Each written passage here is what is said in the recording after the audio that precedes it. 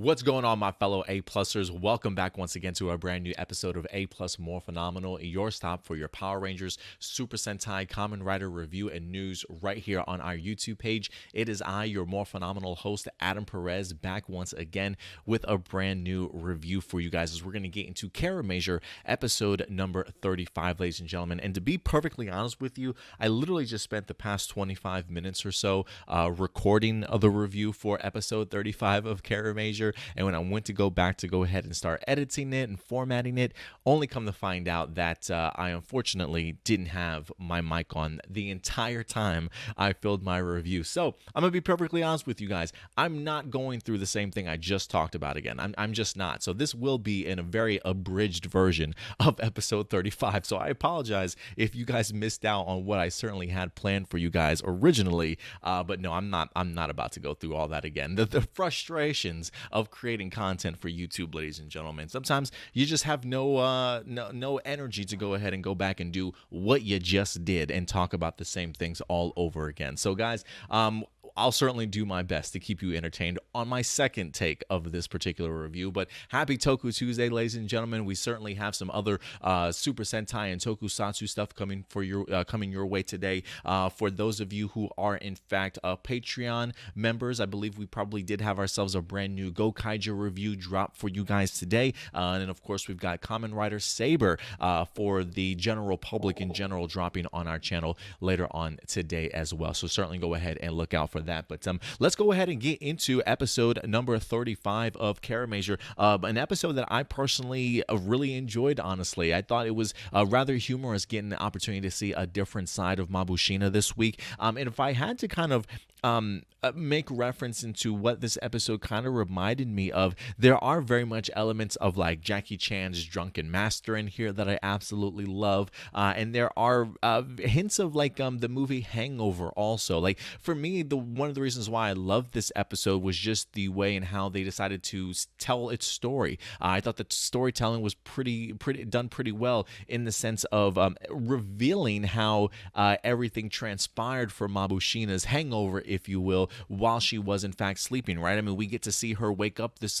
in the beginning of this episode, really having no idea just the level of destruction and mayhem that certainly followed behind her ever since she wind up getting drunk at the beginning of this episode. But the way that they sort of reveal these adventures, we kind of come to learn of them the same time Mabusheena does also, and it definitely reminds me that of the Hangover, right? Like them finding clues, going back to the spots of when things happened and trying to speak with other people to kind of get their points of view, to kind of, do you remember what happened when I was here later, yesterday type of thing. So to kind of see the story told from other people's perspectives of things that Mabusheena doesn't remember and gets revealed to her, I honestly thought was a really fun way and really great way for them to execute the storylines here this week. From Moryu trying to fill her in on how she destroyed the command center, Yodonna, who's just kind of thrown into this episode to explain her trying to find, or Mabusheena trying to find her Grantor stones and all the potholes and holes she winds up leaving around city. So we got to see that through the eyes of Yodonna. And then of course the Golf Marsk also, who was trapped in the Drill Gene, as he also recaps his encounter with Mabusheena as well. So I really enjoyed the way that the storytelling kind of played itself out. And honestly, when it comes to Mabusheena, there was something really intriguing this week of getting to see a different side of her, right? Like we're so used to just seeing her being this very regal, sort of professional, very sweet and cute sort of princess that tends to be a little bit shy at times, maybe relying on other people for a lot of their helps or to kind of get through situations. But to kind of see a different side of Mabusheena this week was really fun, honestly, and brought some great levity to this series, honestly. And I even love that, despite of how fun it certainly was to see that other side of Mabusheena, just how destructive it certainly was for other people, right? Like we forget just how hard-headed Mabusheena certainly is, and the fact that Moryu winds up getting attacked by Mabusheena in here. I believe even the Golf Marsk winds up getting drop kicked and like just wrangled by Mabusheena all episode long type of thing. So I love just getting the opportunity to see those different sides of her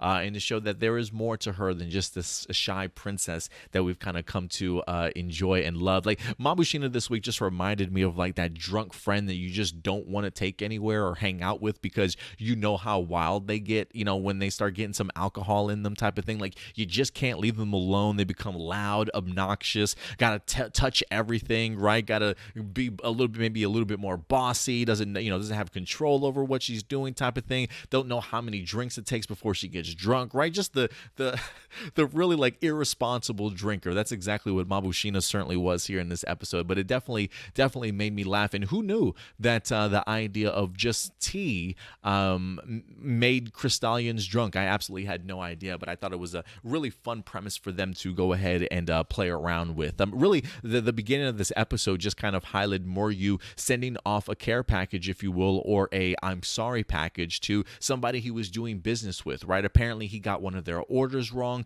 and in order to express his sincere apology, he goes ahead by making up for it, sending them something else sort of thing. And I do love how that theme played along from the beginning aspect all the way to the roundup of the episode where Mabusheena understands that she kind of messed up, and in order to try and show her sincere apology, show her feelings, she winds up channeling that into sort of the dazzling golf ball that we see utilized to go ahead and take down the Golf Marsk this week also. So I thought that was pretty brilliant also. And again, just to go ahead and show you different sides of Mabusheena that we certainly didn't know she was more than capable of. But now that I know that Mabusheena can certainly handle herself, I don't want to see her complaining to other Kiramagers or other Kiramagers trying to help her out.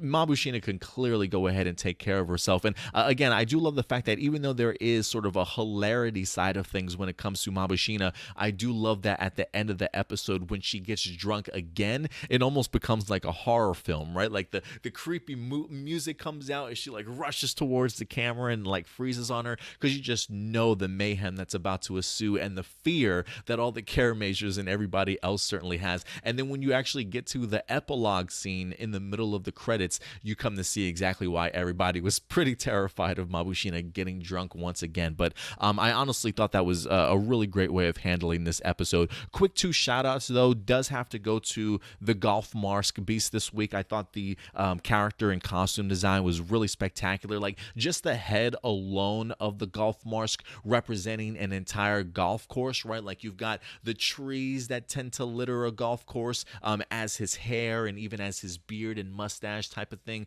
You even get the opportunity to see like one of the ponds or the lakes that you would normally see on a course, like as his smile. And then you had the sand barge and a golf ball as his eye. And then of course you've got the hole at the top of his head, which Mabusheena really funnily at least referenced as the bald spot Marsk or something along the lines, because it had a huge like opening up here where the golf hole certainly went. So I'm really glad that they had some fun with the Golf Marsk this week, but a great way to utilize that particular theme. And then just utilizing that golf theme alone also in its final battle, or as I like to call the par 5 battle at the end of this episode here. Like Kiramager, I feel like has a really great way of integrating themes into their final battles. If you guys recall, I feel like they've done this at least 2 or 3 times, but the one that jumps out to me is where we had our Kiramagers having to recite poems, if I'm not mistaken. And they had a huge like poem roll call that they wind up putting together. I think that might have been the Cena-centric episode where they had like the cards, like they would say a part of a Japanese poem or a hymn, and then the person would have to complete it, right? So I love the fact that it not only played a part of the story, but also in the final roll call where the Kiramagers wind up giving their own sort of personal poem hymn. I thought that was pretty neat of them to do that. Whereas here they take the theme of the golf ball and the golf par, if you will, and utilizing it to go ahead and see like I think it was Shiguru, Cena, and Juro having some fun playing some golf with this Golf Marsk this week in order to go ahead and take him down. So I thought that was pretty neat also. And quick shout out does go out to Yodonna in here, who, you know, we're so used to seeing her utilize as sort of like the terror aspect or the frightening aspect of the show, but they kind of utilized her a little bit as the humor part too, right? Like we're so used to seeing that demented side of her that when we do get the opportunity to see her discovering such a delicious treat like ice cream, it immediately just like grabbing her full attention, and she's not even worried about anything anymore. The Marsk Beast, whatever, Kiramagers, whatever. Like, even the Kiramagers are so determined to go ahead and try and find out what happened to Mabusheena that they even leave Yodonna alone, right? They go on to their next mystery or their next clue. Casino winds up having the journal, if you will, that Mabusheena was using to try and find the Grantor Stones. So I love how that was just kind of all utilized to just have, even Juro was like, you know what, Yodonna, we'll be back next time. We'll get you next time, type of thing, right? And Yodonna just goes off to find the ice cream man to go ahead and get her delicious treats once again. Like, I even love the idea that Tarantula tries to talk to her in that other dimension and comes to find out that Yodonna's like just distracted eating these popsicles. I thought it was pretty brilliant because, like, for me at least, it works for the character. Considering the fact that ever since Yodonna has made her presence here on Earth known, we have seen her kind of learning little by little what it means to experience being a human, the joys and the pits, and the downfalls and things like that. Like, the idea of her learning from Tomitomo when to laugh, when not to laugh, sort of thing. She's really integrating that into her own personality and some of her own actions. So to kind of see her be amazed by this ice popsicle sort of discovery, I think it fits perfectly well for her character, honestly. But I really like the utilization of Yodonna here in this week's episode as well. But other than that, guys, just a really solid episode, one that I found rather humorous, and I honestly can't wait to see what they wind up having for next week's episode. I guess I will go back through these questions as well. I'll just get through the questions. This is from Blossom, aka L'Oreal, coming through. Who knew T could make a Crystallian crazy and drunk? Yeah, I had absolutely no idea. At first, I thought it was more you maybe accidentally packing up the wrong things, right? I thought maybe he meant to pack the tea or meant to pack the tea and accidentally packed. Oh no, I thought he accidentally packed tea and left the alcohol out. And I thought when he was offering Mabusheena the tea, I thought he was accidentally maybe giving her some alcohol, but no, it was straight up tea. And Crystallians clearly can't stand it.